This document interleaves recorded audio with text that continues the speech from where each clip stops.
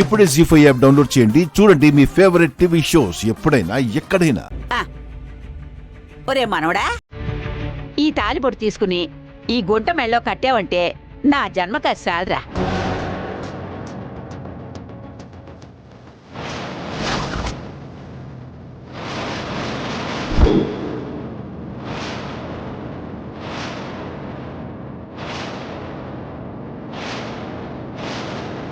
ఒరే కట్రా.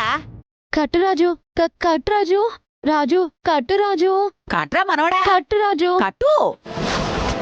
నానమ్మా, రేణుగాకు దోషం ఉందని చెప్పాను కదా. ఆహా, నాకు ఎలాంటి దోషం లేదమ్మమ్మా. కావాలంటే పంతులు గారికి జాతకాలు చూపించండి. మీరు ఎట్లా చెప్తే అట్లా వింటాను.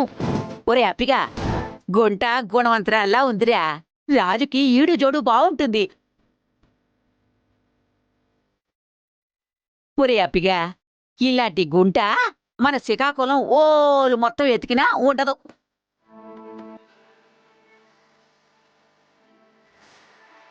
ఈ గుంట మంచి పందెం కోళ్ళే ఉందిరా. ఆలస్యం చేయకుండా వెంటనే పెళ్లి చేసేద్దావురా. ఏమి ముత్యం, నువ్వే రాయేటు, నువ్వేమంటావే?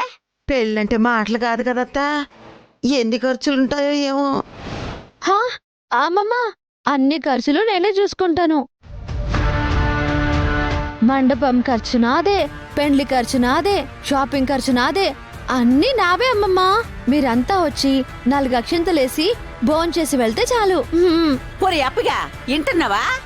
ఈ గుంటకి ఈ రాజు మీద ఎంత ప్రేమ ఉందో దీని మాటల్లోనే తెలుస్తుంది. ఎవలో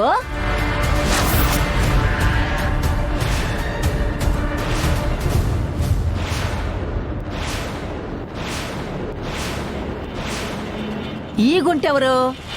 నేను మినిస్టర్ గారి అమ్మాయిని. ఓహో, నువ్వా? దామా దాదా. ఇదిగో అమ్మమ్మ, మీరంటున్న పెళ్లి చేయడం అంత ఈజీ కాదమ్మమ్మా. పెళ్లి దోషం పోవడానికి ఈ రేణుక గొర్రెని పెళ్లి చేసుకుంది. ఎలగెలగెలగెలగా రేణుక గొర్రెని పెళ్లి చేసుకుందా? ఓలమ్మోలమ్మోలమ్మో. అవునమ్మమ్మా, మీరే చెప్పండి. ఒక గొర్రెని పెళ్లి చేసుకున్న అమ్మాయిని మీ మనవడు పెళ్లి చేసుకుంటే సమాజం మిమ్మల్ని ఎలా చూస్తుంది?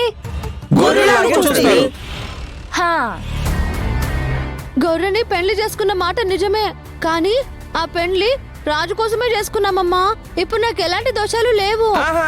రేణుక, ఒకసారి దోషం వచ్చిన తర్వాత మళ్ళీ మళ్ళీ రాదన్న నమ్మకం ఏంటి?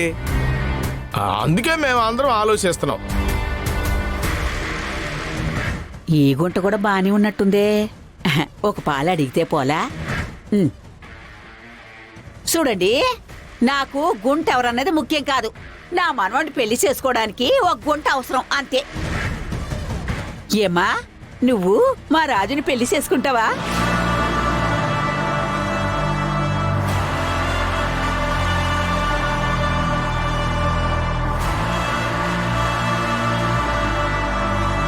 ఆల్రెడీ అయిపోయింది కదా. జీ5 యాప్ డౌన్లోడ్ చేసి అన్ని ఎపిసోడ్స్ పూర్తి ఉచితంగా చూడండి.